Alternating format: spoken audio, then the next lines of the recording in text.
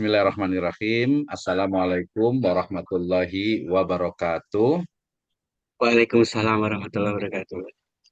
Alhamdulillahirrabbilalamin. Wassalatu wassalamu ala asrafil anbiya wal mursalin. Habibana wa nabiyyana Muhammadin sallallahu alaihi wasallam wa ala alihi wa ashabihi wa man tabi'ahum bi ihsanin ila yaumiddin.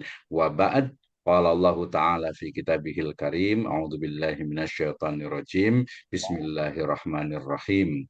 Ya ayyuhalladzina amanu atiullaha wa atiur rasul wa ulil amri minkum. Fa in tanaza'tum fi syai'in farudduhu ila Allahi war Rasul in kuntum tu'minuna billahi wal yaumil akhir zalika khairu ahsanu ta'wila. Wa qala Allahu azza wa jalla aidan, yakni qala Allahu azza wa jalla a'udzu billahi minasyaitonir rajim, alhaakumut takatsur hatta zultumul maqabir kalla saufa ta'lamun summa kalla saufa ta'lamun kalla law ta'lamuna ilmal yaqin latarawunnal jahim summa latarawunnaha ainal yaqin summa latus'alunna yawma idin 'anil na'im. Wa qala Rasulullah sallallahu alaihi wasallam, man salaka tariqan yaltamisu fihi ilman sahhalallahu lahu bihi tariqan ilal jannah. Wa qala aidan, inni utitul qur'ana wa mislahu ma'a. Amma ba'd fa inna asdaqal hadits kitabullah wa khairal huda hudan nabiyyu sallallahu alaihi wasallam. Alhamdulillah, syukurlillahi wahdah alladzi an'ama alaina fi hadzal masa al mubarak wa fi hadzal yaumul ahad al mubarak nistati wa naqum barnamij, yakni bersama bil muhadasah yata'allaq bi manhajul bahas khasatan fi yakni fiqhil Islam wa aidan fil iqtisad al Islami. The first, let's thank to our God, Allah Subhanahu wa Ta'ala. He is Lord of the world, Lord of the universe. Peace and praise and salam to be constant to the last messenger, the true idol, Nabiyyina Muhammadin sallallahu alaihi wasallam, to his families, to his friends, also to all followers until to the doomsday. Brother and sister, ladies and gentlemen, thank you very much for attention and join in our project, in our program is the visiting lecture. Of course, is we can discuss about the Islamic business law, Islamic economic law. But in this evening, we have the special guest star, and inshallah, we can discuss about the research methodology, specifically in Islamic economic, business, and finance. Terima kasih untuk semuanya yang sudah hadir pada kesempatan kali ini di diskusi hukum ekonomi Islam yang diadakan oleh Asosiasi Pengajar dan Peneliti Hukum Ekonomi Islam dan juga kerjasama dengan Sekolah Tinggi Agama Islam Sirojul Falah Bogor. Hari ini sangat spesial, extremely I'm happy because we have special guest star, ya, salah satu dari pengurus ya APIC dan juga dosen muda nih ya. Insya Allah kita kehadiran Bapak Ustadz Bagas ya, apa nih? Saya agak lupa nih jadi gelarnya nih. Kita Mas Bagas aja nih. Kita sama beliau dulu nih. Assalamualaikum Mas Bagas, gimana kabarnya nih? Waalaikumsalam warahmatullahi. Terima kasih Pak Misno atas kesempatannya. Alhamdulillah saya baik Pak Misno. Pak Misno gimana Pak Misno Alhamdulillah. kabarnya? Alhamdulillah saya sehat juga. Biasa Mas Dokter Bagas ini banyak ke belakang itu Haria Daksa gitu suka agak ketika, tapi enaknya Mas Bagas aja. Baik, terima kasih panggil Mas Bagas, luar biasa sekali. Beliau adalah dosen di UIN ya, Wali Songo Semarang, di fakultas apa ya? Nanti kita akan dengarkan nih lebih detail terkait dengan diskusi hari ini. Yang pasti beliau pakarnya memang di bidang hukum Islam, ilmu hukum, hukum Islam, ya terkait dengan perhukuman gitu ya. Dan alhamdulillah cocok sekali ya. Ini kami mengundang awal, alhamdulillah awalnya kita mau bicara tentang hukum bisnis Islam, tapi kemudian beliau menawarkan untuk yang metode penelitian. Wih, saya sangat senang sekali nih karena memang saya paling suka nih untuk mengembangkan metode penelitian hukum Islam ya. Utamanya biasanya saya menyebutnya dengan istilah Islamic Research Approach ya, di mana penggunaan ya usul fikih, kemudian juga maqasid syariah dan juga dimensi-dimensi dari qawaid al-fiqhiyah yang sebagai tools dalam riset ya bidang hukum Islam, termasuk dalam bidang hukum, ekonomi, bisnis, dan keuangan syariah. Ya, tidak sabar lagi, kita ingin dengarkan dulu pemaparan dari Mas Bagas nih terkait dengan seperti apa sih sebenarnya metode penelitian hukum Islam, ya nanti apa perbedaannya dengan metode penelitian hukum ya pada umumnya in general gitu ya. Serta mungkin nanti ada kekhasan-kekhasan kalau kita nanti di akhir boleh ditarik dengan bagaimana sebenarnya metode penelitian dalam bidang hukum ekonomi Islam. Dan tentu saja tak kenal maka ta'aruf. Nah, makanya kita mungkin ta'arufan dulu nih, Mas Bagas mungkin boleh dijelaskan dulu tentang kegiatannya, aktivitasnya, kemudian mungkin karya apa nih yang istilahnya itu membanggakan dan menjadi sebuah prestasi yang memotivasi saya dan juga teman-teman semuanya. Silakan Mas Bagas. Mangga. Thank you very much, Mr. Misno, for your opportunities. Let me introduce myself. Nama saya Bagas Heradiaksa. Saya saat ini menjadi dosen di Fakultas Syariah dan Hukum di UIN Wali Songo Semarang. Saya menyelesaikan S1 saya di Fakultas Hukum Undip. Dulu saya adalah mahasiswa dari Prof. Rokfah. Lalu saya Mhm. melanjutkan S2 di tempat yang sama dengan Prof. Rokfah mengambil S3 yaitu di Universiti Kebangsaan Malaysia. Dan Hmm. semenjak tahun 2019 saya bersama kawan saya ini Pak ada Pak David Wildan ini menjadi Masya Allah. CPNS, menjadi dosen di UIN Wali Songo khususnya di Fakultas Syariah dan Hukum.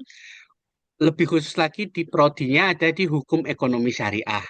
Dan Hmm. formasi saya adalah sebagai dosen hukum investasi dan pasar modal syariah. Seperti itu Pak Wisnu. Sedikit Ya, perkenalan terima dari saya. kasih kan. Jadi kalau kenalannya langsung kan biasa langsung langsung clear, langsung jelas gitu ya. Jadi saya boleh panggil Mas Dokter Bagas gitu ya, Mas Bagas gitu, Pak.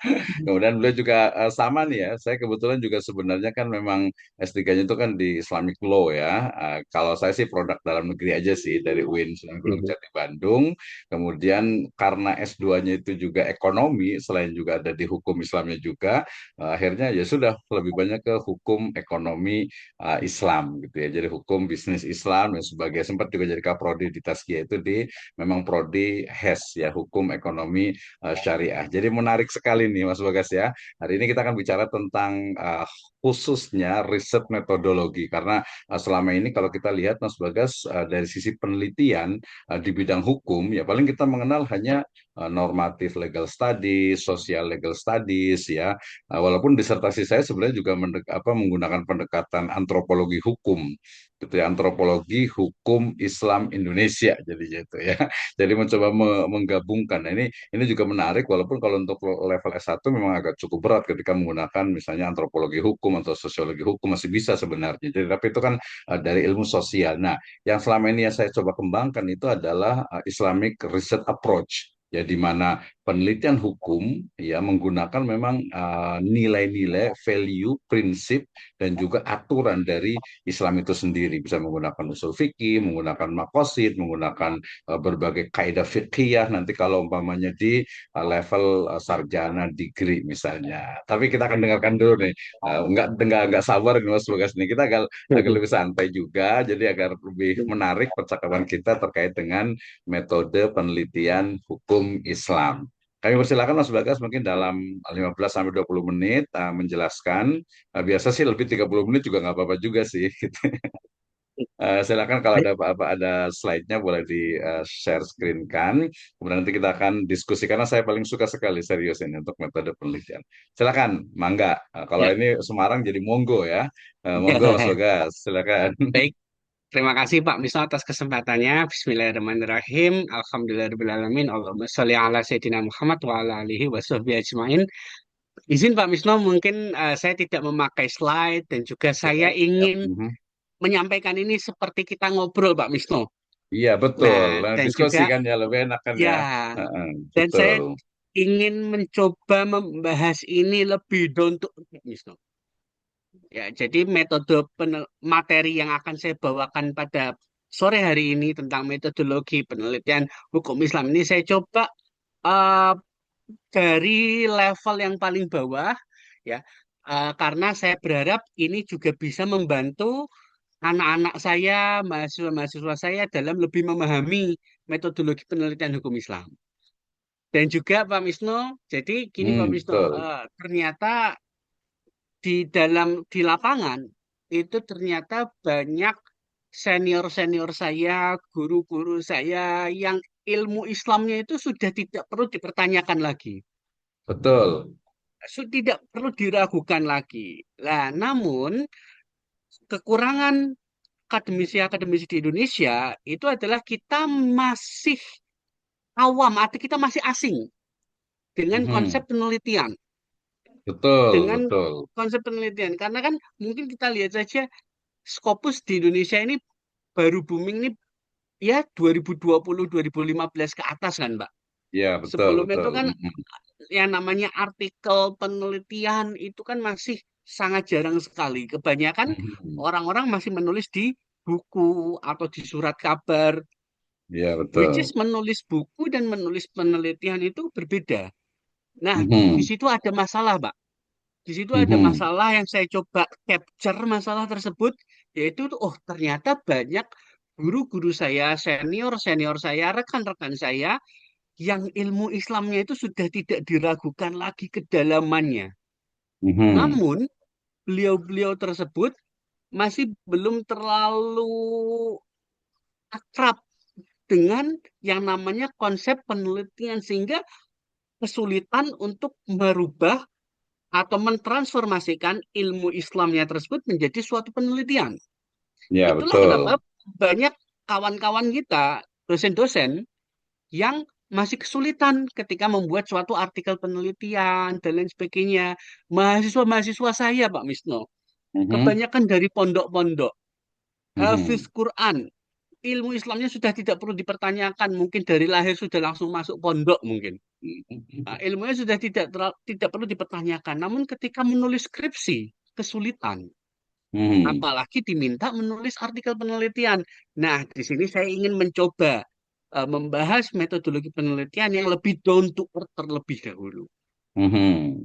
Nah, seperti itu, Mas. Jadi mungkin saya tidak terlalu daki-daki. Oh, saya tidak akan membahas, oh, gimana sih kaidah usul fiqh itu ada apa saja? Bagaimana nanti kita Mhm. melakukan istinbat hukum Islam itu detailnya seperti apa? Saya yakin senior-senior saya, audiens-audiens saya, mahasiswa-mahasiswa saya jauh lebih dalam ilmunya daripada saya untuk hukum Islam Mhm. itu. Cuman alhamdulillah saya diberi kesempatan oleh Allah untuk waktu itu saya menimba S2 di Malaysia dan di sana menulis penelitian menjadi makanan hari-hari saya, Pak Wisnu. Jadi setiap Salah. hari nulis artikel terus. Nah, disitulah akhirnya saya terbuka, oh begini tuh caranya menulis penelitian. Sehingga ketika saya kembali ke Mhm. Indonesia, saya menjadi dosen, saya sudah terbiasa. Bukan karena saya pinter tidak, Pak Wisnu, tapi karena saya Mhm. sudah Betul. terbiasa saja. Bukan Betul, karena ilmu betul. saya sudah dalam, tapi karena saya sudah hari-hari, ibaratnya saya tiap hari motong wortel gitu kan pasti nggak heran kalau ahli. Ya, ini di Mhm. samping saya ada Mbak Pre ini setiap hari nyetrika, maka sudah ahli nyetrika. Mungkin saya kalau disuruh nyetrika nggak lebih hebat dari Mbak Pre gitu. Nah, ini karena saya sudah sering melakukan penulisan artikel ilmiah, maka saya Mhm. jadi terbiasa. Saya tidak bilang saya pinter tidak, saya tidak bilang saya ahli, cuman saya sudah lebih terbiasa, saya terbiasa. Nah, sekarang saya ingin coba sedikit ya Pak Misno 10 menit mungkin sebagai awalan saja. Ya, Jadi silakan, silakan, Mas Bagas. konsep dasar, konsep dasar penelitian. Sebenarnya ini mau ini penelitian hukum ataupun penelitian hukum Islam sebenarnya konsepnya sama. Konsepnya sama. Yaitu apa? Yaitu adalah namanya penelitian itu kita membutuhkan solusi. Maaf, kita membutuhkan masalah. Mhm. Dan dengan masalah itu kita nanti akan menawarkan solusi Mhm. atau sering disebut dengan novelty-nya. Nah, Oke. inilah konsep dasar penelitian yang sering kali banyak orang belum meng-save konsep tersebut. Mhm. Sehingga apa Pak Misno? Sehingga ketika saya melihat tulisan-tulisan mahasiswa saya, senior-senior saya, itu tulisannya sangat tebal, sangat bagus. Itu kaya referensi. Namun itu menjadi tulisan dalam bentuk buku, Mhm. bukan penelitian. Betul. Kenapa? Karena yang ditulis tidak ada masalahnya. Bukan berarti teori yang disampaikan banyak, bukan berarti dalil-dalil yang banyak, lalu sudah pasti ada masalah, belum tentu. Ya, Mhm. kalau terbatas hanya memberitahukan dalilnya, sejarahnya, kaidah-kaidahnya, dan seterusnya, cuman ngasih tahu saja, maka itu namanya nulis buku. Kita lihat Pak Misno sudah banyak bukunya. Pasti Pak Misno ketika menulis buku, yang namanya buku, maka tidak menyelesaikan suatu masalah. Kita ngasih tahu saja. Bukunya Betul. Syafi'i Antonio, Bank Syariah dari teori ke praktik, ya tidak ada masalah yang diselesaikan. Di dalamnya Mhm. bagaimana kata perbankan syariah, teori-teorinya, pembiayaannya itu bagaimana, dan seterusnya. Ngasih tahu saja. Dan memang Mhm. seperti itulah buku. Dan memang Mhm. seperti itu tidak ada yang salah. Saya Betul. tidak bilang menulis artikel penelitian lebih baik dari menulis buku. Tidak. Mhm. Semuanya sama-sama penting. Cuman Mhm. keduanya memiliki genre yang berbeda. Memiliki koridor-koridor yang berbeda. Ya, ketika kita mendeklar ini adalah artikel penelitian, maka ya kita harus sesuai dengan koridor-koridor penelitian. Nah, inilah yang disebut dengan metodologi penelitian hukum Islam. Nah, jadi itu yang pertama, metodologi yang paling dasar atau koridor paling dasar untuk memastikan bahwa tulisan ini adalah penelitian adalah memiliki masalah.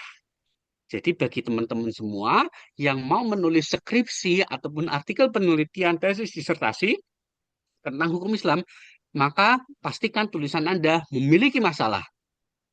Dan gak Mhm. cuman ngasih masalah doang, tapi Anda Mhm. juga harus menawarkan solusinya.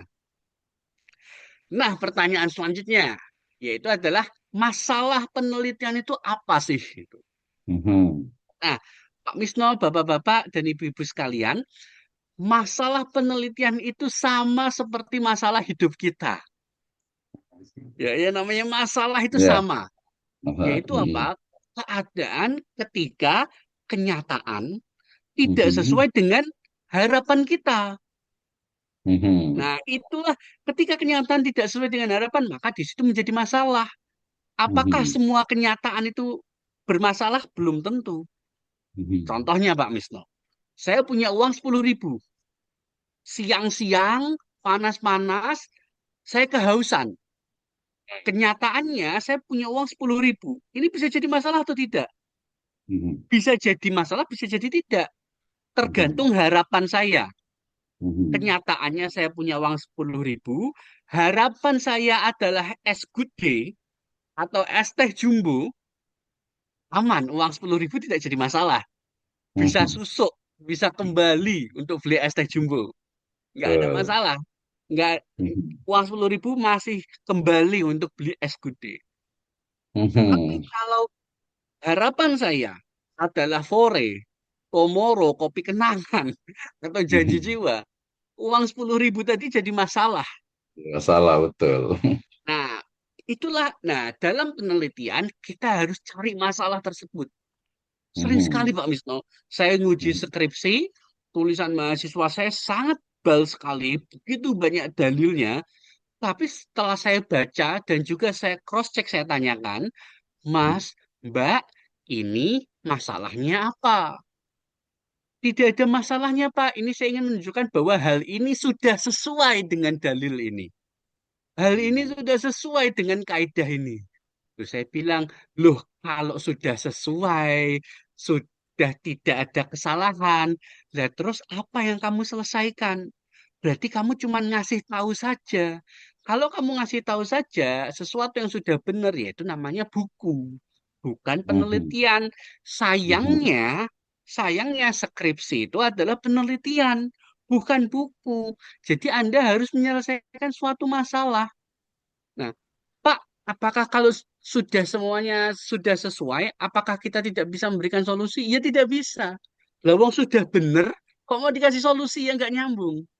Logikanya, kita itu kan ngasih solusi kepada sesuatu yang salah, sesuatu yang bermasalah. Lah kalau sudah benar, sudah lempeng kok kita kasih solusi, ya malah kita jadi yang salah nanti. Ya, kita tuh ngasih solusi ke sesuatu yang salah, sesuatu yang keluar, sesuatu yang tidak sesuai. Nah, inilah dasarnya Pak Misno dan kawan-kawan. Ini untuk mempermudah teman-teman semua. Nah, jadi kalau ditanya, jadi bagaimana tipsnya? Tipsnya untuk kita bisa memulai penelitian, pertama kita pahami dulu konsep masalah penelitian ini. Nah, jadi ketika kita mau menulis, pastikan tulisan kita ini ada yang bermasalah. Hmm. Seperti itu Pak Misno. Mungkin itu sebagai dasar dulu. Nanti mungkin saya bisa bicarakan tentang eh, jenis-jenis penelitiannya, apa yang dimaksud dengan pendekatannya. Namun supaya tidak bosan Pak Misno, sengaja saya cut dulu sampai sini supaya kita bisa diskusi Pak Misno sehingga tidak monoton. Nah, Iya, sampai sini betul, dulu. betul. Mungkin izinnya Pak Misno mungkin ada dari jamaah Zumiyah atau mungkin dari Pak Misno mungkin.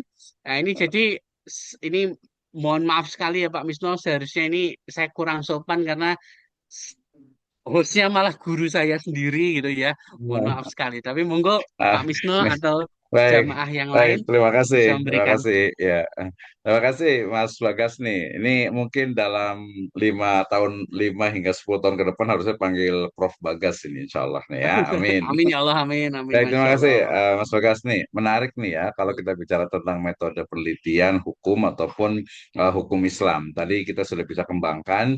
Jadi format ini memang kita lebih banyak ke diskusi. Bahkan tadi kita hanya kalau dua orang tuh bisa lebih fokus dan kita bisa mengeksplor. Saya juga bisa banyak belajar dan juga mungkin juga merubah juga mindset ataupun juga satu opini di masyarakat bahwa katanya itu kalau umpamanya moderator atau host itu biasanya ya kalangan menengah ke bawah gitu ya dari sisi keilmuan gitu padahal mestinya tidak gitu host itu mestinya ya ya apa ya sama lah bisa mengimbangi dari Mas Bagas ini kan tinggi harus diimbangi nih gitu kayaknya diimbangi artinya bisa sama ini juga menurut saya menarik ya artinya host itu ataupun juga moderator itu juga harusnya memang menguasai materinya. Nah, oke kita lebih detail nih Mas Bagas nih. Tadi menarik jadi sebelum meneliti, pertama itu memang pahami dulu masalahnya, ya, baik itu terutama nanti apa academic problem ya, dari sisi academic problem. Nanti setelah academic problem itu ditemukan, ya, baru nanti dilihat dari sisi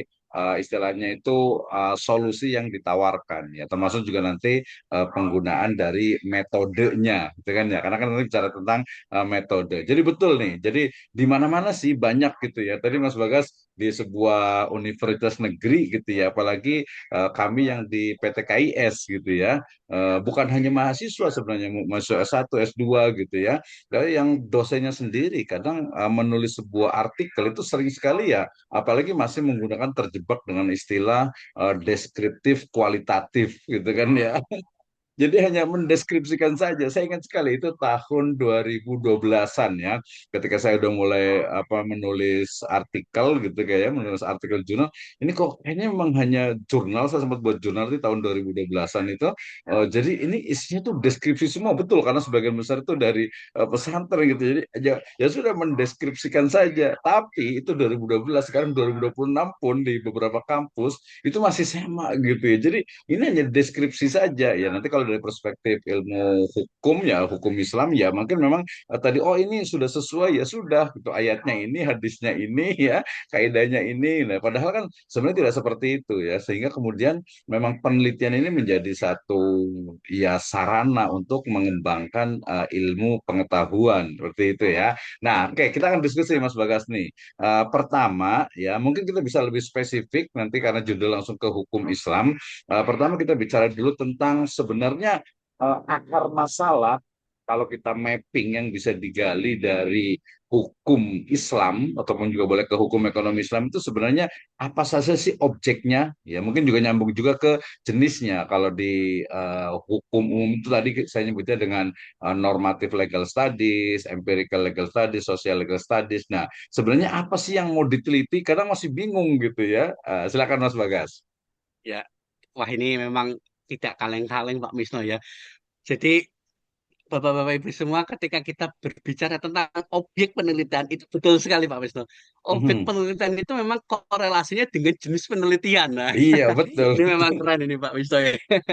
Ya, Mhm. oke. Jadi dan ini ya ini gimana ya Pak Wisnu ya? Mohon maaf saya tidak Mhm. pernah merasa saya lebih pintar dari rekan-rekan saya. Cuman eh, terkadang pemahaman-pemahaman tentang jenis penelitian itu apa sih? Itu pun juga masih banyak mahasiswa saya, rekan-rekan saya yang belum Mhm. menguasai sehingga apa? Sehingga tadi itu tulisannya benar bagus, dalilnya banyak, Mhm. lengkap sekali, tapi ya tidak sesuai dengan metode penelitian. Sehingga apa Pak Misno? Masalahnya apa? Mhm. Sehingga kita lihat banyak sekali rekan-rekan kita yang sangat kesulitan untuk publish artikel yang terindeks Scopus.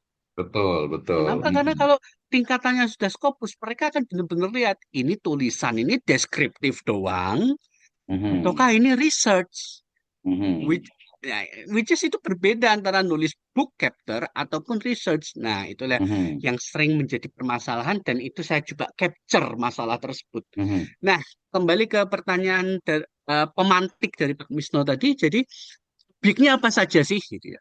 Mhm. Big penelitian hukum Islam itu apa saja sih? Nah, ini mau dikoreksi ya Pak Misno. Cuman Mhm. saat ini ya saya coba banyak membaca literatur dan juga membaca artikel-artikel yang internasional Mhm. untuk objek penelitian hukum Islam itu sebenarnya saat ini tuh bisa apapun, bisa apapun, Betul, betul. bisa apapun. Yang penting apa? Yang penting supaya itu masih termasuk dalam kategori penelitian hukum Islam, yaitu adalah landasan teori yang digunakan, Hmm. pendekatan yang digunakan, kacamata yang digunakan, itu dari hukum Islam.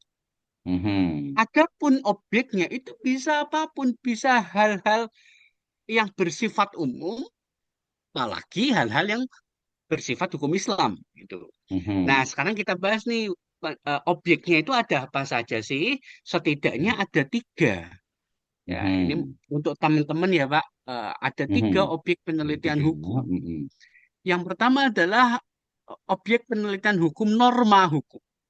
Mhm. Norma hukum. Jadi norma itu apa? Norma itu adalah peraturan yang disetujui oleh sebagian masyarakat, baik itu Mhm. tertulis maupun tidak tertulis.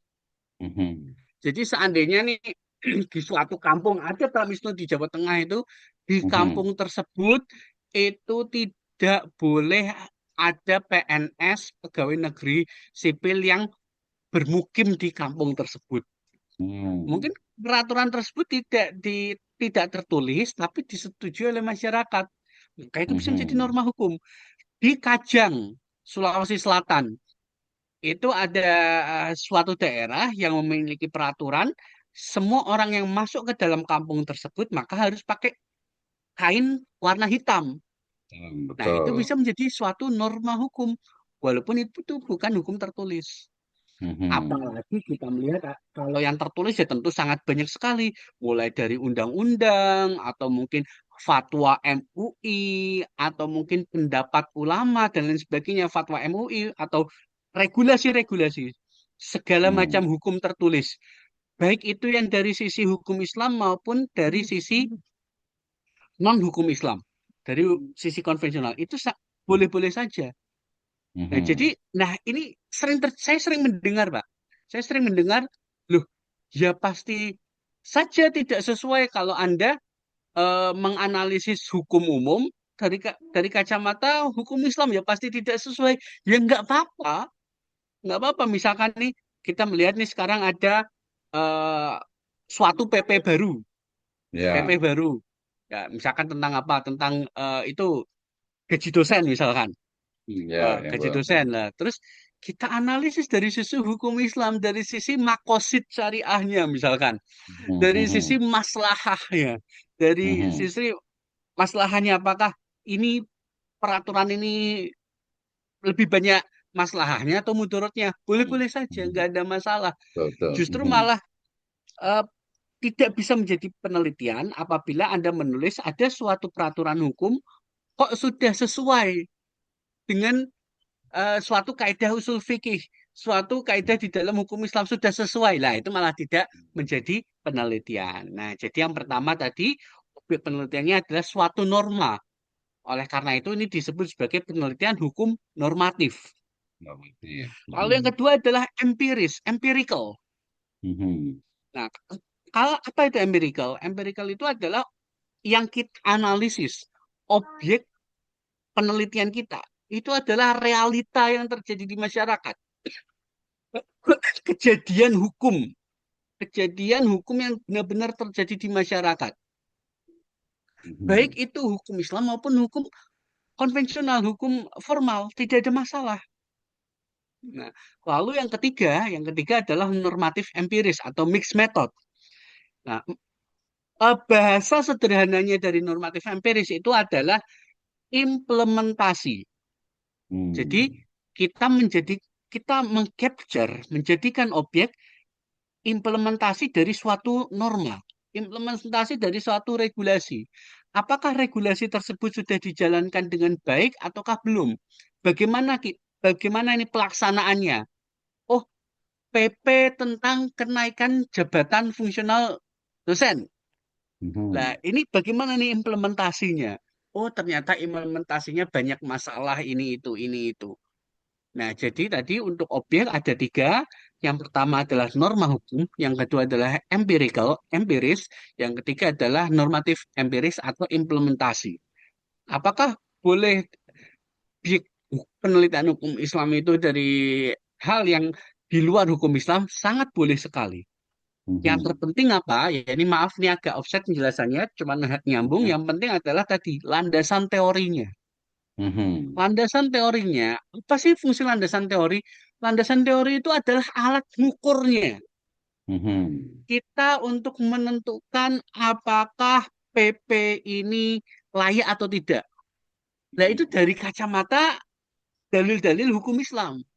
Kita Mhm. ingin menjudge suatu realita ini, ya, suatu realita, suatu kejadian ini salah atau benar. Mhm. Nah, itu kita dari kacamata dasar hukum kita itu dari dasar hukum hukum Islam. Kita mau menganalisis suatu implementasi. Nah, itu dari hukum Islam juga. Nah, itu yang disebut dengan pendekatan penelitian.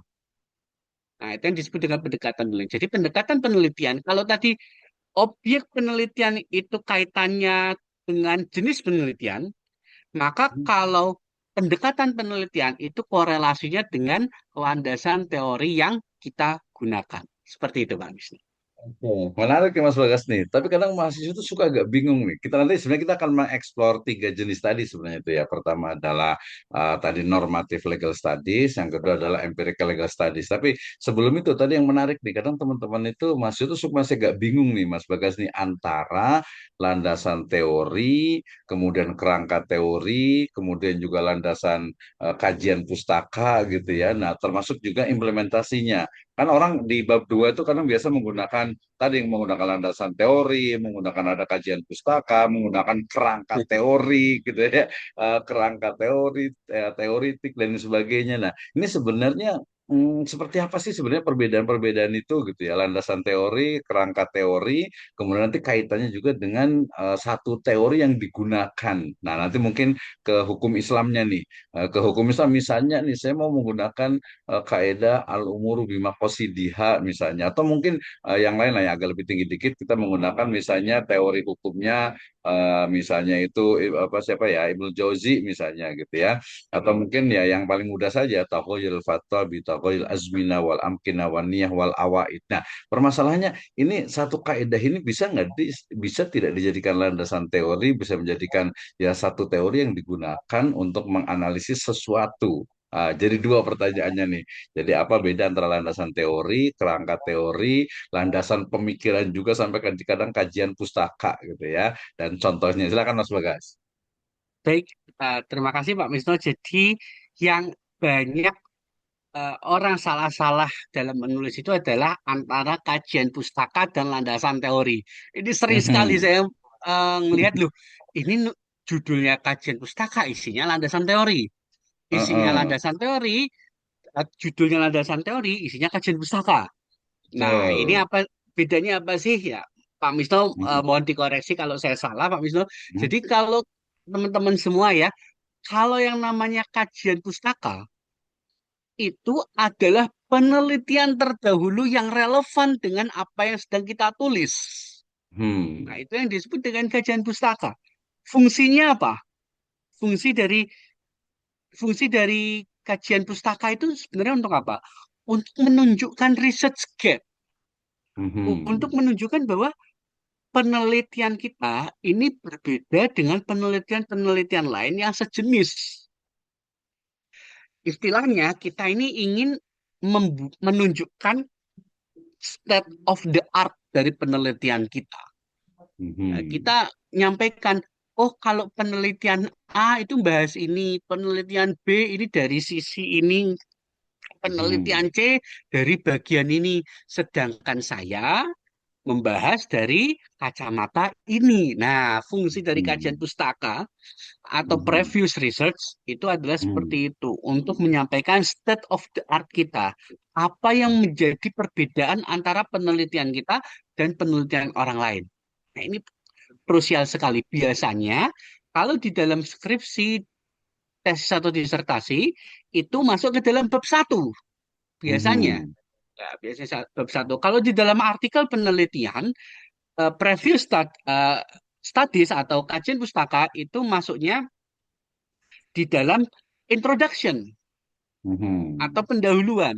Gitu loh. Nah, Betul. kalau landasan teori di dalam artikel biasanya masuknya di research and discussion. Mhm. Nah, biasanya seperti itu. Kalau di dalam skripsi atau tesis berbeda-beda ya setiap kampus, biasanya terpisah dari bab satu. Kalau di kampus Mhm. saya berarti masuknya di bab dua, misalkan seperti Betul. itu. Betul. Mhm. Nah, apa fungsinya? Apa fungsi landasan teori? Tadi kan sudah kita bahas ya fungsi dari kajian Mhm. pustaka. Sekarang kita bahas fungsi dari landasan teori. Nah, landasan teori ini fungsinya adalah sebagai pisau analisis. Nah, Mhm. jadi kita nanti untuk menilai menilai apakah suatu objek penelitian itu salah atau tidak ini dari landasan teori. Nah, landasan teori inilah yang disebut sebagai harapan kita. Tadi yang di Mhm. awal saya sampaikan tadi, sesuatu yang ideal, sesuatu yang ideal lah, itulah landasan teori. Nah, jadi landasan teori itu yang seharusnya eh, idealnya itu seperti apa? Ya. Nah, contohnya misalkan, contoh kita mau pakai Mhm. landasan teorinya itu pakai makosidus syariah misalnya. Mhm. Nah, apakah suatu peraturan hukum ini, misalkan ya tentang gaji dosen misalkan. Nah, Betul. gaji dosen ini kira-kira sudah hifzul mal atau belum? Oh, ternyata PP tentang gaji dosen ini tidak memenuhi hifzul mal, tidak Mhm. sesuai dengan hifzul mal. Maka kita bisa bilang PP tentang gaji dosen itu kurang tepat karena tidak memenuhi unsur-unsur hifzul mal. Jadi Mhm. kita bilang bahwa PP tentang gaji dosen itu salah atau bermasalah itu bukan pendapat pribadi kita, bukan pendapat pribadi saya, tapi adalah berdasarkan hifzul mal tadi. Jadi itu adalah landasan teorinya. Jadi landasan teori apapun ya tadi yang Pak Wisnu sampaikan sebutkan, maka itu dijadikan idealnya bagaimana. Mhm. Idealnya bagaimana, itulah yang nanti akan menjadi dasar apakah objek penelitian kita itu ada masalah atau enggak. Dan harus ada. Jangan sampai enggak. Mhm. Jangan sampai Anda nuliskan, oh suatu peraturan ini sudah sesuai dengan makosidus syariah. Suatu kejadian ini, suatu realita ini sudah sesuai dengan maslahah mursalah gitu. Suatu implementasi ini ternyata sudah sesuai dengan pendapatnya Ibnu Jauzi atau Ibnu Rus dan seterusnya. Nah, itu jangan sampai kemarin Pak Wisnu saya menguji skripsi, Mhm. mahasiswa saya objek penelitiannya adalah implementasi eh, aturan-aturan tentang pegadaian syariah. Mhm. Lalu landasan teorinya adalah pendapatnya Ibnu Rus. Mhm. Dan di kesimpulan, ya mungkin karena dia satu takut dengan pegadaian syariahnya, ya dia menuliskan bahwa Mhm. implementasi regulasi-regulasi tentang rohen atau pegadaian syariah Mhm. itu sudah sesuai dengan sudah diimplementasikan dengan baik di pegadaian syariah cabang Alian itu. Loh, Mhm. saya bilang, Mbak, kalau sudah sesuai dengan pendapatnya Ibnu Rus, ya berarti ini penelitianmu, ini bukan penelitian, Mbak. Ini kamu jadinya pengumuman. Ya, kamu ini sama aja promosi pegadaian syariah cabang Alian itu. Kamu mempromosikan bahwa pegadaian syariah cabang kota Semarang ini sudah sesuai dengan pendapatnya Ibnu Rus. Nah ini kamu sama aja jadi promosi konsep penelitian nggak seperti itu. Nah dan ini sering banget kejadian Pak Misno. Itu salah satu contohnya Betul, saja. betul. Salah satu contohnya. Jadi seperti itu Pak Misno terkait landasan teori tadi ya, perbedaannya dengan kajian pustaka dan landasan teori. Lalu apa sih fungsinya landasan teori? Kata kuncinya adalah landasan teori adalah pisau analisis. Seperti itu Pak Misno. Oke, luar biasa ya. Jadi betul Oke. sekali tadi. Tapi memang ini, Mas Bagas, di beberapa kampus, terutama ada di satu kampus itu di Bogor itu memang dia bab duanya itu dia tidak menggunakan kerangka teori, tapi memang ke kajian pustaka. Jadi dari kajian pustaka dia akan kaji teori-teori yang ada di pustaka, kemudian nantinya dia akan memilih dari beberapa teori atau satu teori, kemudian itu sebenarnya dijadikan landasan teori, gitu ya. Jadi nah, sementara nanti di belakangnya sendiri ada tadi ada preview studies atau kita nyebutnya biasa itu literatur review, kajian pustaka terdahulu yang relevan itu di belakang. Walaupun memang kalau S1 tuh sering sekali memang ya masih belum paham gitu landasan teorinya, kajian pustakanya, apa namanya untuk literatur reviewnya, preview studiesnya itu belum sehingga makanya tadi agak-agak ngambang jadinya. Tapi ya namanya juga proses belajar ya itu menarik gitu ya. Jadi tadi jelas sekali ya tentang kajian pustaka, kemudian juga landasan teori, kerangka teori. Jadi ini sebenarnya bisa kita detailkan mungkin next time kayaknya Mas ini ya Mas Bagas ya.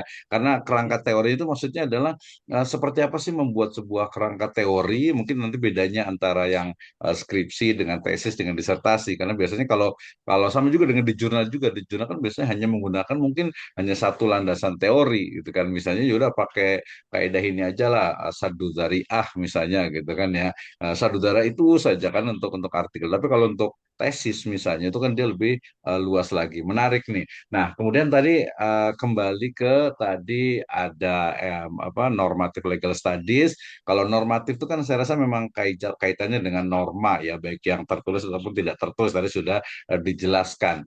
Pertanyaan berikutnya terkait dengan ini saya lebih suka ke empirical legal studies ataupun juga social legal studies ya. Jadi boleh dijelaskan tentang apa sih sebenarnya empirical legal studies dengan ataupun social legal studies dan juga mungkin nggak disiplin ilmu hukum ini memang dia mengadopsi dari metode penelitiannya ilmu-ilmu sosial.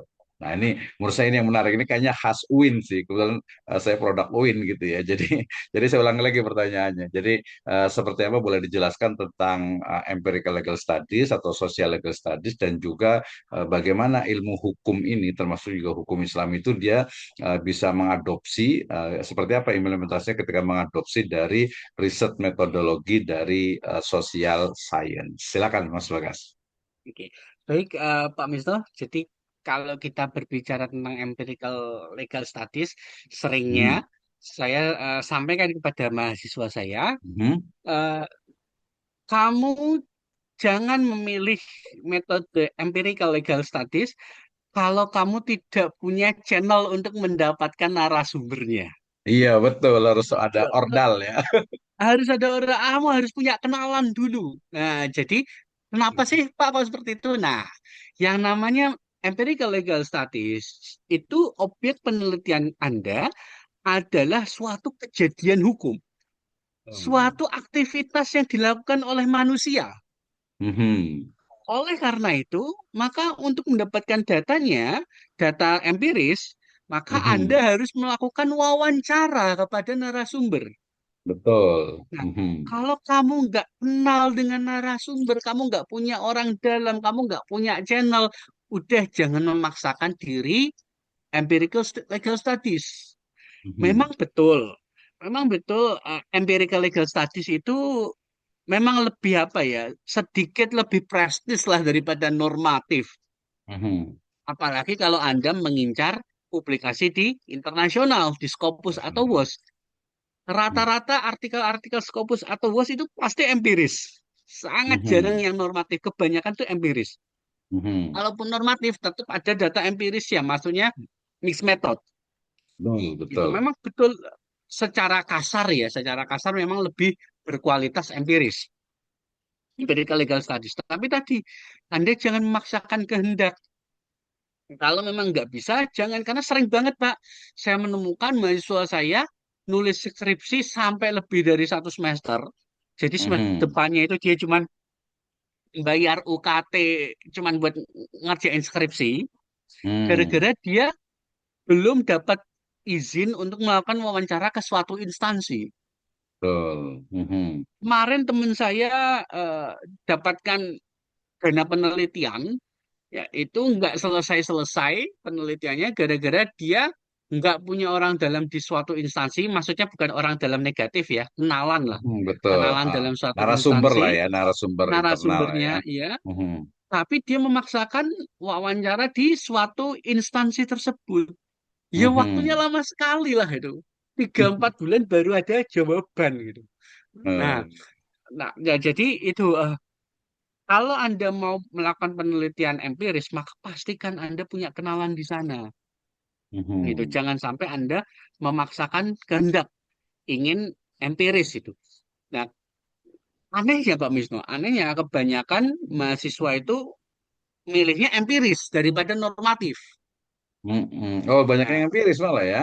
Ke banyak lapangan empiris ya. Pak. Mhm. Banyak Mhm. lapangan. Kenapa? Mhm. Karena skripsi empiris itu lebih tipis daripada skripsi normatif. Iya, betul. Dan Udah ini selesai Pak ya. Wisnu, satu lagi. Eh, Anda kalau nulis normatif, itu ada kesan nanti bakalan dibantai sama pengujinya itu. Iya, Karena betul, kan kalau betul. menulis normatif, berarti si penulis itu harus benar-benar menguasai. Iya, Harus harus baca benar-benar bukunya menguasai ya, teori. sumber pustakanya itu ya. Betul, harus Mhm. dikuasai. Kalau enggak, wah mudah sekali bagi para menguji untuk mempertanyakan hal ini, mempertanyakan hal itu, Mhm. atau bahasa kasarnya ngebantai si mahasiswa tersebut. Mahasiswa, betul, betul. Nah, kalau empiris, relatif terkenal itu lebih enggak dibantai. Hmm. Yang penting udah melakukan wawancara, yang penting Mhm. sudah melakukan eh, penelitian lapangan, maka ya Mhm. sudah, kan lebih mudah. Dan memang seperti itu Pak Misno. Mhm. Kalau ditanya plus minusnya apa? Saya sampaikan plus minus. Mhm. Jadi bagi teman-teman semua yang nanti kebingungan mau milih normatif atau empiris, sama-sama ada plus minusnya. Kalau Betul. normatif, plusnya Anda mudah mendapatkan data, pasti dapat Betul. datanya. Mhm. Tapi minusnya atau susahnya atau tantangannya Mhm. adalah Anda harus menguasai banyak materi. Betul. Nah, kembali lagi, yang namanya penelitian itu harus ada masalah. Kalau penelitian Anda itu adalah suatu norma, kan sulit Anda untuk membuktikan bahwa norma tersebut memiliki masalah. Mhm. Contoh, objeknya fatwa MUI. Berarti kan kita peneliti harus membuktikan bahwa fatwa MUI itu ada kesalahan. Kan susah, Pak Wisnu. Berani nggak Dan, gitu ya? nah, berani apa enggak kita salah-salah nanti malah dibantai atau diketawain gitu kan. Iya, betul, betul. Objek penelitian kita misalkan pendapat ulama. Kita Mhm. mau nyalahkan pendapat ulama itu Mhm. kita harus punya dasar yang kuat gitu. Nah, Mhm. nah, nah, makanya kalau normatif itu harus banyak belajarnya. Kalau empiris mendapatkan datanya susah, Mhm. tapi analisisnya gampang, relatif Mhm. lebih mudah. Ya. Misalkan empiris, misalkan apa? Misalkan itu ada masyarakat yang membuat gadaian informal. Jadi dia Mhm. buka jasa gadai barang sendiri. Betul, Nah, betul, itu bisa tuh dijadikan objek penelitian empiris, empirical legal betul. studies tuh. Kejadian ada Mhm. orang buka pegadaian, lalu ada konsumennya, ada kliennya. Nah, itu kan kita bisa capture sebagai objek penelitian. Nah, itu kan Betul. gampang untuk bilang bahwa kejadian tersebut Bermasalah itu kan gampang. Mhm. Secara logika pun udah gampang. Oh, ini bikin jasa gadai kok nggak pakai izin? Ya jelas salah. Pakai bikin jasa gadai kok nggak ada tertulisnya? Wah, ya jelas salah. Semua perjanjian itu kan harus tertulis gitu. Mhm. Wah, ini banyak mudorotnya dan seterusnya dan seterusnya. Jadi lebih mudah. Yang namanya empiris itu analisisnya lebih mudah. Nah, kalau yang terakhir normatif empiris, nah ini yang paling susah tapi menurut saya yang paling bagus. Nah, jadi Mhm. rata-rata kalau mau publish di artikel yang internasional maka pakailah jenis yang mixed method atau empirical normatif empirical atau Mhm. normatif empiris. Jadi ada suatu regulasi lalu bagaimana itu implementasinya. Seperti itu Pak Wisnu. Oke, tadi menarik nih, dan ini menjadi menurut saya itu jantungnya penelitian kan, how to analyze data, gitu kan ya. Jadi bagaimana menganalisis data ini sering sekali gitu ya, apalagi yang S1 gitu ya, menganalisis data ketika dia istilahnya itu menuliskan teori tentang analisis data itu betul biasanya itu ya. Tapi ketika ditanya apa yang Anda lakukan terhadap data Anda ini, dia bilang jawabannya pokoknya nggak jelas lah. Artinya tidak bisa menerapkan dari teori-teori tentang analisis data. Mungkin boleh secara spesifik nih, boleh dua-duanya dijelaskan nih, Mas Bagas nih, pengalaman yang ada di UIN Wali Songo ini sebenarnya ketika menganalisis data, baik itu yang normatif ataupun empiris, ya, itu seperti apa sebenarnya gitu ya. Jadi, atau mungkin kita boleh spesifik ya, karena tadi udah berangkatnya ke empiris, ke yang empiris nih. Jadi, menganalisis datanya itu seperti apa? Karena kan kita tahu itu mungkin pendekatannya adalah kualitatif ya. Memang apa kualitatif kan dua-duanya memang kualitatif nih. Kita nggak bicara kuantitatif kalau di ilmu hukum gitu ya. Padahal mungkin sebenarnya bisa ada juga cuma sangat kecil gitu ya. Jadi seperti apa sih sebenarnya analisis data dengan pendekatan kualitatif pada penelitian hukum empiris? Misalnya nih, saya mau meneliti tentang sistem waris pada masyarakat Baduy gitu ya, masyarakat Kajang dari Sulawesi gitu ya. Mungkin masyarakat di mana tuh di Dieng sana tuh misalnya gitu ya. Nah, jadi itu kan penelitian tentang sistem pembagian waris di masyarakat tertentu gitu ya. Kemudian bagaimana sih menganalisisnya? Kita anggap berarti ya teknik pengumpulan datanya sudah betul, datanya sudah ada. Ini datanya sudah ada nih.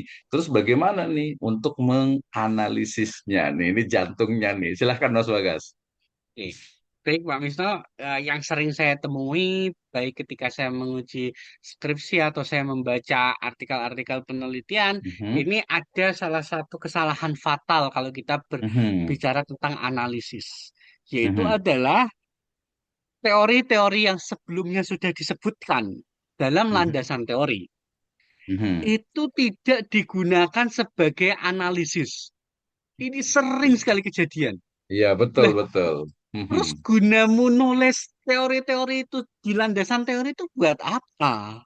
Gitu loh. mhm, Nggak dipakai untuk menganalisis. Nah, jadi mhm, secara sederhana, kembali lagi Pak Misno, saya coba ingin membahasnya down to earth. Jadi intinya, segala landasan teori yang sudah Anda sebutkan sebelumnya, mhm.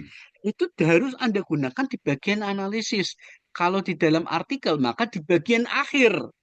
Betul. Mhm, Research and discussion awalnya itu pertama adalah landasan teori terlebih dahulu. Setelah mhm, landasan teori baru datanya, mhm, penjelasan tentang data. Setelah data baru analisis. Nah, mhm, analisis itu apa? Analisis itu adalah Anda berargumen bahwasanya data tersebut yang sudah Anda tuliskan sebelumnya itu bermasalah dengan landasan teori yang sudah Anda tuliskan sebelumnya. mhm, Kalau di landasan teori sebelumnya Anda menyebutkan misalkan Makosidus Syariah dan juga misalkan pendapatnya Ibnu Rus atau Ibnu Jauzi, maka itu ya harus dipakai. Data ini mhm, tidak sesuai dengan Makosidus Syariah. Data ini tidak sesuai dengan pendapatnya Ibnu Rus dan seterusnya. Harus dipakai. Nah, seringkali apalagi kalau saya sebagai itu ya pengelola jurnal itu, mhm, pengelola jurnal yang sudah terindeks Scopus pasti akan melihat mhm, ini landasan teori ditulis di awal, tapi di bagian analisis nggak dipakai. Iya, Itu pasti jadi akan kita suruh pernyataan. hapus. Hapus nih Mm-mm. landasan teorinya. Nggak cuma sekedar, oh, untuk nambah-nambahin jumlah kata doang gitu. Kan nggak bisa itu. Iya, Buat betul, nambah-nambahin betul. jumlah halaman, biar kelihatan tebel lah. Nggak bisa. Itu sering banget kejadian. Kejadian di tulisan-tulisan orang Indonesia, seperti yang tadi saya sampaikan, eh, mungkin itu karena kedalaman ilmunya beliau-beliau. Beliau paham Mm-mm. tentang ini, teori ini, landasan teori ini, dalil ini, kaidah ini, semua dituliskan dalam bagian Mm-mm. landasan teori, tapi tidak Mm-mm. digunakan sebagai analisis. Nah, maka Mm-mm. koridor yang tepat adalah landasan-landasan teori tersebut digunakan untuk menganalisis. Bagaimana caranya? Sederhana saja, yaitu Anda berargumen bahwa objek penelitian Anda itu tidak sesuai dengan Mm-mm. landasan teori yang Anda gunakan. Nah, disitulah eh, kemampuan Anda untuk berargumen yang bisa menjadi pembeda antara satu artikel dan artikel lainnya. Mungkin kalau deskripsi tentang landasan teori antara artikel satu dan artikel lainnya mungkin nggak jauh berbeda. Mm-mm. Nah, tapi kekhasan penulis itu terlihat di bagian analisis tadi. Ya, Mm-mm. bagaimana Anda merangkai, Anda berargumen bahwasanya objek ini tidak sesuai. Nah, setelah Anda berargumen, setelah Anda berargumen ketidaksesuaiannya, maka bagian research and discussion itu ditutup dengan novelty yang Anda tawarkan. Solusinya gimana? Ini kan nggak sesuai nih. Lah, bagaimana Mm-mm. caranya supaya bisa selesai? Supaya bisa Mm-mm. masalah tersebut itu selesai gitu. Nah, maaf Pak Misno, sedikit aja. Mm-mm. Inilah Mm-mm. inilah yang inilah pentingnya dari yang namanya penelitian. Penelitian, betul. Penelitian itu membuat masalah hidup kita itu jadi berkurang. Mm-mm. Menyelesaikan Makanya minimal ya, mengurangi ya. menyelesaikan masalah kita. Dan Mm-mm. kembangan teknologi kan seperti itu Pak Bisno ya. Mm-mm. Dulu telepon itu statis, nggak bisa Mm-mm. ngikutin kita yang dinamis kemana-mana. Wah, ada masalah Mm-mm. nih. Tiap kali ditelepon nggak nyambung, Mm-mm. orangnya pergi ke sana ke sini. Akhirnya dilakukan Keluar ya, penelitian. betul. Mm-mm. Masalah tersebut diselesaikan, dibuatlah handphone sehingga Mm-mm. bisa dinamis mengikuti Mm-mm. gerakan manusia. Nah, Mm-mm. di situ akhirnya kan masalah kehidupan manusia bisa berkurang. Nah, Mm-mm. disitulah terjadi perkembangan teknologi dan umat Islam. Kalau kita ini maju dalam bidang research, ya maka Mm-mm. kita bisa akan menguasai teknologi yang ada di dunia ini. Mm-mm. Dan sedikit, mungkin ini sudah mau jam 5 ya Pak Misno ya, sedikit Iya, aja nanti betul, sebelum kita betul. Mm-mm. eh, seharusnya seharusnya tuh kita sebagai umat Islam itu harusnya itu apa? Sen- uh, sangat berusaha untuk bisa melakukan research. Kenapa? Mhm. Karena yang namanya research itu kan kita meng-create sesuatu. Kita Betul. meng-create sesuatu. Dan kalau kita lihat, kita perintah Allah kepada Nabi Muhammad yang pertama itu bukan sholatlah, bukan Mhm. zikirlah, bukan Mhm. puasalah, tapi bacalah. Gitu. Mhm. Maka membuat bacaan, membuat tulisan itu ya sebenarnya menjadi salah satu yang harus kita tekuni sebagai umat Islam, karena perintah pertama kita bukan sholatlah tapi bacalah itu. Dan Mhm. kalau kita lihat surat Al-Alaq itu, Allah menunjukkan bisa membuat segumpal darah bisa Mhm. menjadi manusia. Itu kan Betul. semacam research, Pak. Riset, betul. Ada suatu Mhm. masalah lalu meng-create sesuatu hal yang baru yang itu menjadi solusi. Kita Mhm. menciptakan alkoholik, menciptakan sesuatu. Nah, harusnya umat Islam itu bisa meniru sifat Allah tersebut sesuai dengan kapasitasnya sebagai manusia, yaitu menjadi creator. Saat ini creator-creator kebanyakan malah justru dari bangsa Barat. Harusnya itu menjadi semangat kita umat Muslim, karena ayat pertama kita itu mengajak kita untuk menjadi creator. Tentunya dalam Mhm. kapasitas kita sebagai manusia. Nah, penelitian ini adalah jalan masuk kita untuk meng-create sesuatu. Semua Oke. create, semua creation yang baru itu pasti based on penelitian, bukan based on wangsit itu loh. Iya. Ya Ya masa kan? dari saya betul ya. Menarik Bukan sekali nih karena ya. wangsit. Ya, kalau mau jadi creator, kita harus bisa penelitian. Nah, kenapa kok? Nah, saya tuh curiga, Pak Wisnu. Kenapa kok kita itu tidak diperkenalkan dengan penelitian sedini mungkin? Maaf ini keluar dari Mhm. tema, Pak Wisnu. Nggak apa-apa, Eh, bagus bagus. saya SD, coba deh, SD, SMP, SMA, apa pernah diajari untuk berpendapat sendiri? Tidak pernah. Mhm. Kita kalau jawaban kita sama dengan textbook, maka nilai kita bagus. Kalau Betul. jawaban kita berbeda dengan textbook, maka nilai kita jelek. Kita Mhm. nggak diajarkan untuk meng-create sesuatu. Kita nggak diajarkan untuk berpendapat. Bahkan pada saat kuliah, Pak Misno, saya Mhm. hampir semua dosen-dosen yang saya temui sama. Ujiannya apa? Ngasih 5 pertanyaan, suruh jawab. Kalau jawabannya sama dengan regulasi, dengan textbook, Dosen. maka nilai Anda bagus. Kalau enggak, Mhm. kalau berbeda nilai Anda jelek. Mhm. Nah, itu saya sebenarnya, kalau saya pembandingnya adalah di luar negeri. Di luar negeri nggak seperti itu. Seperti saya waktu kuliah S2 di Malaysia, ujian kita apa? Ujian kita pendapat. Ujian kita membuat artikel. Contoh, hukuman mati kisos. Terserah saya mau setuju dengan kisos. Saya mau nggak setuju dengan kisos. Terserah bebas. Yang penting Mhm. argumen-argumen saya dibangun dengan landasan-landasan teori. Nah, sehingga saya meng-create pendapat sendiri. Nah, Mhm. jadi kita di sini ini masih asing sekali dengan meng-create sesuatu. Udah kita ngebebek saja, kita ngikut saja. Kita ngikut textbook, kalau kita sesuai, kita benar. Kalau kita tidak sesuai, kita salah. Padahal kan kalau seperti itu ya kita nggak akan terbiasa untuk meng-create sesuatu.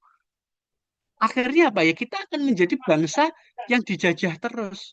Karena kita nggak bisa meng-create sesuatu. Kita tidak biasa Oke, menjadi kreator. betul, Padahal betul, betul. Mungkin ya, ya, mungkin bahasanya ini kali ya, Mas Bagas ya, ada apa critical thinking kali gitu ya. ya Eh, betul sekali. tapi alhamdulillah sekarang dengan kurikulum deep learning kan udah dicoba nih. Jadi apa anak SD pun diajak untuk apa diskusi, kita ngobrol dan lain sebagainya. Oke, luar biasa sekali waktu kita. Tapi minta waktu kita 5 menit lagi, Mas Bagas. Ini ada teman juga nih, ada Dr. Hadnan Topik nih dari UITM ini dari Sarawak ini. Mudah-mudahan next time nanti ada waktu lagi Pak Dr. Hadnan ya. Kemarin sempat ngisi di CVICIS juga. Jadi tadi masih ada 2 pertanyaan sebenarnya Mas Bagas nih ya. Jadi yang pertama tadi sebenarnya terkait dengan sebelum ke analisis data dalam artian menggunakan landasan teori untuk menganalisis data kan sebenarnya memang data itu dia harus kredibel dulu nih ya harus kredibel. Nah, kan jadi mungkin juga yang anak-anak misalnya mahasiswa S1 sarjana degree itu kadang untuk datanya saja itu belum tentu kredibel, belum tentu valid, belum tentu bahasa Arabnya itu sikoh lah gitu ya. Nah, dalam kualitatif terutama tadi kita tarik lagi ke yang empirik itu kan biasanya yang paling gampang menggunakan misalnya nih ya kalau di pendidikan juga di hukum juga HKI itu biasanya menggunakan triangulasi Miles and Habermas misalnya. Tapi ketika ditanya apa sih yang dilakukan dengan teorinya Miles and Habermas ini, gitu ya. Nah, ternyata mereka juga nggak tahu gitu ya. Pokoknya nulis aja gitu. Itu pun nulisnya juga itu salah gitu ya. Tapi itu mungkin next time kita mungkin bisa buat yang artikel dan lain sebagainya. Terakhir tadi mungkin yang belum dijawab itu adalah tentang penggunaan atau disiplin ilmu hukum itu, hukum Islam juga mungkin tidak mengadopsi dari ilmu-ilmu sosial yang lainnya. Ya, misalnya teman-teman nih yang suka seperti saya suka sejarah gitu ya. Misalnya saya di bidang ilmu hukum Islam gitu, tapi saya ingin menggunakan misalnya itu historical approach ya atau historical method gitu ya atau mungkin tadi kalau saya kan menggunakannya antropologi ya antropologi hukum legal anthropology kemudian juga social anthropology. Nah kemudian juga termasuk juga mungkin psikologi hukum gitu ya termasuk sekarang kan yang berkembang juga misalnya oke, dulu itu kan kalau di tadi yang empirik itu kan salah satunya menggunakan etnografi atau antropologi ya, etnografi. Nah, sekarang kan dengan kemajuan teknologi kita sudah bisa menggunakan virtual etnografi atau netnografi. Nah, kira-kira seperti apa nih? Mungkin dalam 2-3 menit aja nih terkait dengan pendekatan dari ilmu selain ilmu hukum yang bisa diadopsi dalam penelitian ilmu hukum juga hukum Islam. Silakan. Oke. Baik, terima kasih Mbak Misno. Jadi berbicara tentang approach, research Mhm. approach atau Hmm. pendekatan penelitian itu yang menjadi koridor apakah penelitian tersebut itu termasuk penelitian hukum Islam atau tidak. Yes, betul ya. Kalau kita berbicara tentang jurnal, misalkan di jurnal ya, kita melihat Mhm. eh, setiap jurnal pasti ada fokus and scope. Iya, Itu betul. maksudnya apa? Nah, fokus and scope itu adalah pendekatan yang bisa digunakan oleh para penulis. Sehingga tadi kalau pertanyaannya Pak Misno, apakah boleh hukum Islam, penelitian hukum Islam itu memakai pendekatan yang di luar eh, koridor hukum Islam ya tentu nanti akan menjadi kurang tepat. Tapi nanti kalau Pak Misno bilangnya, bagaimana kalau pakai historical approach? Nah, belum nanti ada comparative approach. Nah, maka bisa jadi historical approach atau comparative approach itu yang based on hukum Islam. Nah, di apa diarahkannya kepada histori-histori yang berlandaskan hukum Islam. Misalkan kalau di dalam hukum Islam itu ada yang namanya asbabul wurud, asbabul nuzul gitu.